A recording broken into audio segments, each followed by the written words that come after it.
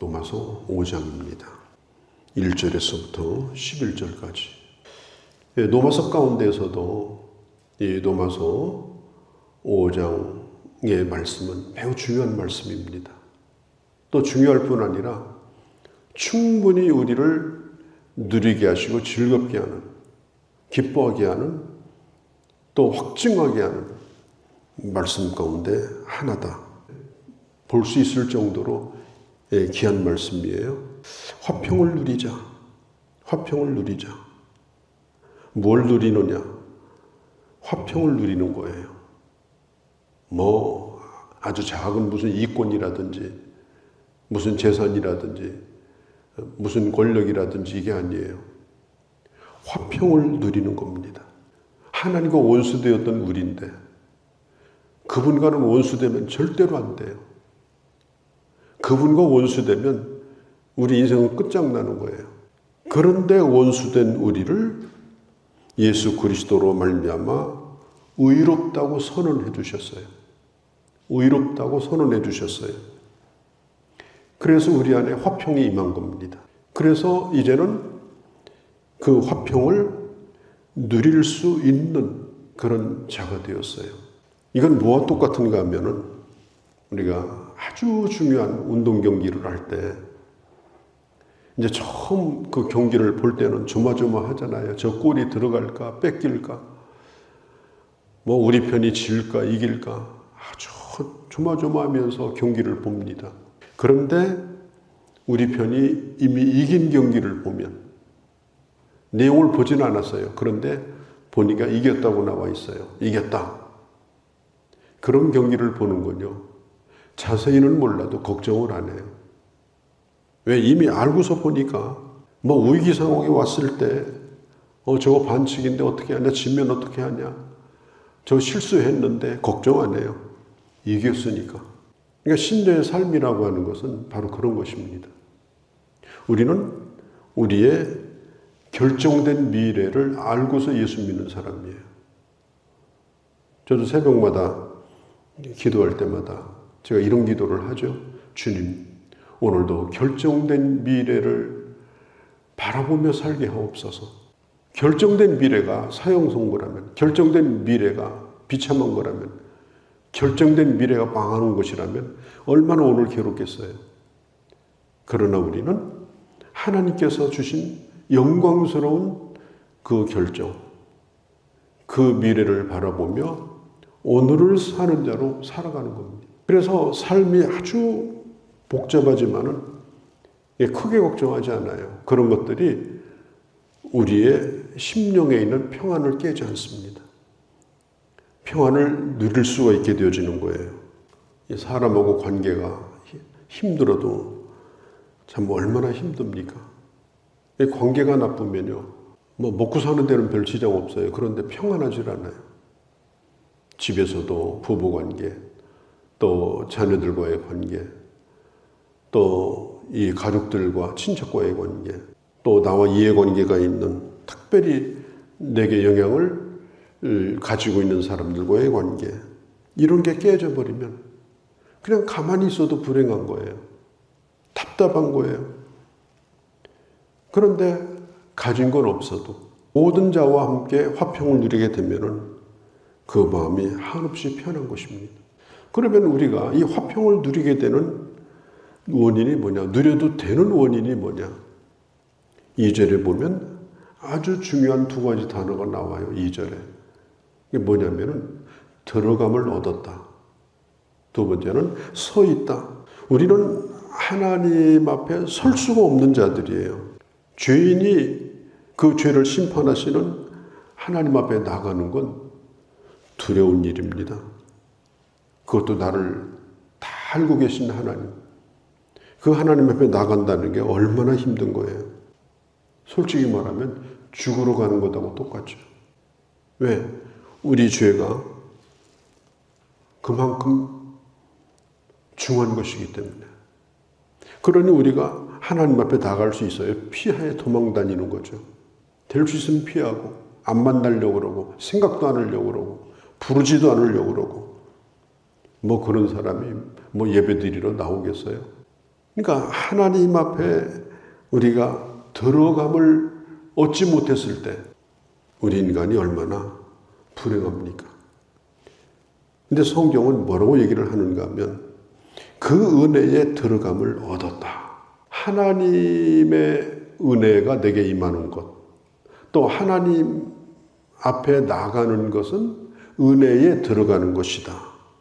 은혜에 들어가는 것이다.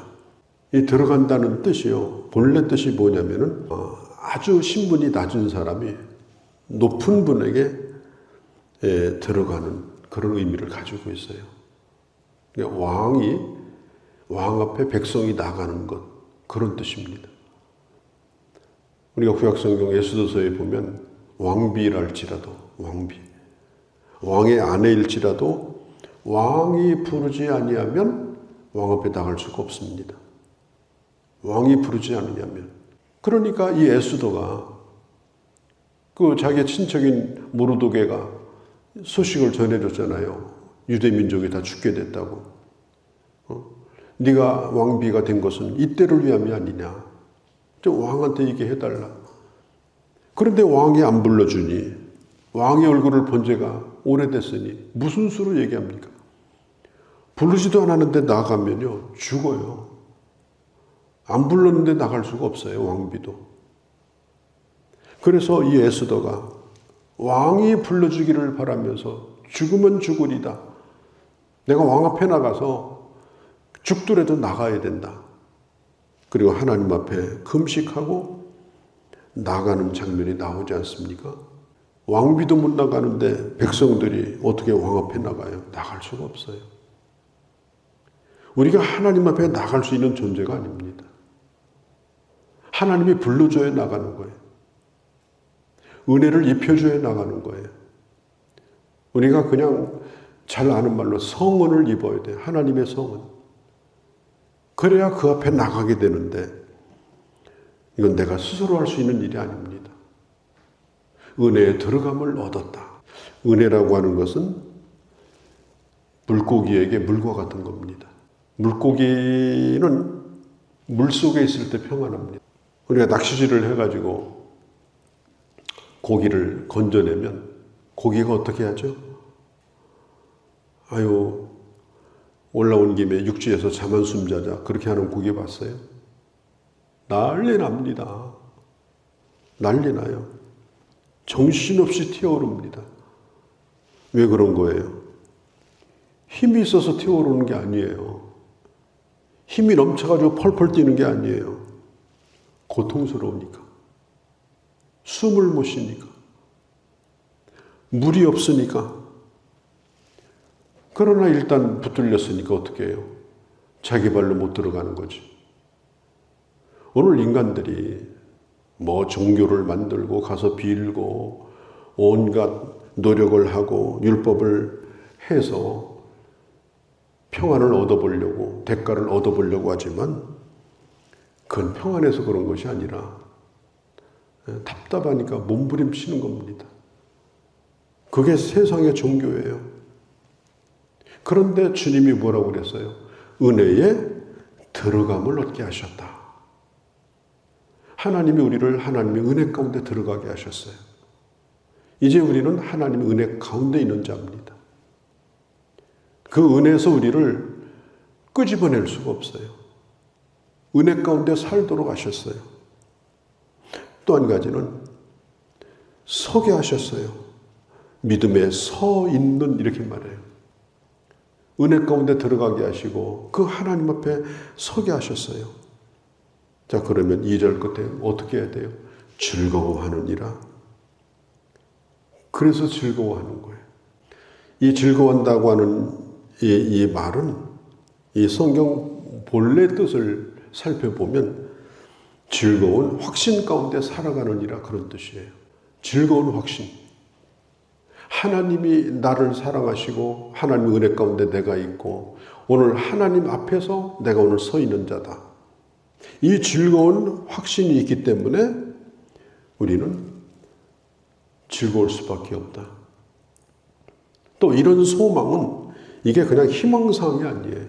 그냥 뭐 연극 티켓이든지 뭐 영화 티켓을 끊어놓고 예약해 놓은 거 그런 상태도 아닙니다. 예약한 것이 아니에요. 지금 내가 가지고 있는 거예요. 소유하고 있는 거예요. 하나님 우리에게 주신 것은 오늘 현재형입니다. 현재형. 지금 누리는 거예요. 그 다음에 확실한 미래형입니다. 그래서 이 즐거워한다라고 하는 말을 이 존 스타트 목사님 아주 유명한 분이에요. 대전에 왔을 때도 제가 그분 이 강의하는데 들어서 강연을 들었는데 이분이 이런 얘기를 했어요. 즐거워한다는 말은 천국과 동의어로 사용해도 좋다. 그러니까 우리가 이 세상에서 정말 천국과 같은 이 삶을 사는 것은 하나님으로 말미암아 즐거워하는 삶이다. 그럼 그 즐거움의 근거가 뭐냐? 은혜에 들어감을 얻었고 그리고 내가 하나님 앞에 설 수 있는 자가 되었기 때문이다. 그러함에도 불구하고 오늘 우리의 삶은 만만치 않아요. 4절에 보면 인내는 연단은 소망을 이루느니라. 인내할 수밖에 없는 일들이 있고 또 불가마에 들어간 것처럼 그 뜨거운 연단이 우리가 살아가는 삶 가운데 있다는 것입니다. 그러면 왜 하나님은 우리를 이렇게 하시는가 하는 겁니다. 하나님의 사람 되게 하려고, 하나님의 사람답게 하려고. 우리는 연단을 안 받으면 하나님의 사람으로 단단해지질 않아요. 서질 못해요. 그냥 물렁물렁한 허물어지는 그런 존재가 되고 말아요. 그래서 주님은 가끔 마치 이 감람기름을 틀에다 놓고 짜듯이 그렇게 짜내시면서 어떻게 해요? 소망을 이루는 줄 알미라. 천국이 눈앞에 왔다 갔다 하게 만드는 거예요. 하나님의 나라를 사모하게 만드는 거예요. 진정한 소망이라고 하는 것은, 진정한 소망은 연단 가운데서 오게 됩니다. 힘들고 그럴 때 주님을 바라보게 되고 하나님의 나라를 그리워하게 되고 또 이 세상에 대한 욕심을 버리게 되고. 그래서 주님은 하나님께서 우리에게 은혜를 베푸셨지만 그래도 연단을 받게 하시는 것은 그 연단을 통해서 하나님의 사람 되게 하는 거다. 그러니까 우리는 연단 가운데서도 즐겁게 살아야 된다. 왜 이렇게 힘드냐? 왜 환경은 어려우냐? 그 눈앞에 보이는 환경을 가지고 그것 때문에 기쁨을 빼앗기는 자가 되어서는 안 된다. 오늘 이런 과정을 통해서 하나님이 나를 나되게 하신다. 그리고 내 소망이 더 확실해진다. 오히려 고통 가운데서도 사라지지 않는 그 하나님의 절대적인 평안을 다른 사람은 몰라도 나는 누리고 있다. 그런 경험, 그런 특별한 은혜 속에서 살아가는 그런 은혜. 물고기가 밖으로 튀어나와서 그냥 펄펄펄 뛰는 걸 부러워하지 말고 하나님의 은혜 속에서 평안하게 주의 은혜를 누리는 이것이 바로 내게 더 소중하다라고 하는 걸 우리는 기억을 해야 되는 것입니다.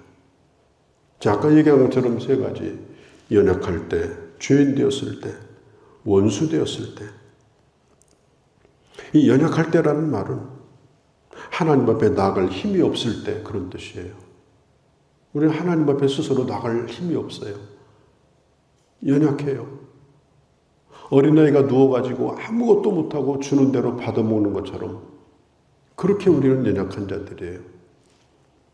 또 한 가지는 아직 죄인 되었을 때, 이건 어쩌다 실수해서 짓는 죄가 아니에요. 본질적인 죄인이에요. 죄인으로 태어나서 죄 짓고 살다가 죄인으로 죽을 수밖에 없는 그런 죄인이에요. 절망적인 죄인이에요. 그런 죄인 되었을 때 내가 뭘 조금 잘못한 게 아니에요. 건져주지 않으면 절대로 사함을 받을 수 없는 그런 죄 가운데 있을 때, 또 원수되었을 때, 뭐와? 하나님과 원수되었을 때, 이건 생각만 해도 등골이 오싹한 일입니다. 어떻게 전능하신 하나님과 우리가 원수돼서 삽니까? 우리를 마지막 심판하실 그 하나님 앞에 원수돼서 살면 우리 미래가 어떻게 되겠습니까? 그런 상황 가운데 있을 때 우리 주님은 어땠느냐? 이 세상에 선한 일을 위해서 죽는 의인도 있고, 또 내가 사랑하는 사람을 위해서 자기 목숨을 바치는 사람도 혹시 있지만, 그러나 죄인을 위해서 죽는 자는 없다. 죄인을 위해서 대신 죽는 자는 없다. 그 죄는 반드시 심판을 받아야 되기 때문에. 그런데 5장 8절에 우리가 아직 죄인 되었을 때, 그때 주님이 우리의 죄를 위해서 십자가에 달려 죽으셨다. 로마서는 5장, 7장, 8장으로 건너가면서 8장에서 이렇게 말하죠.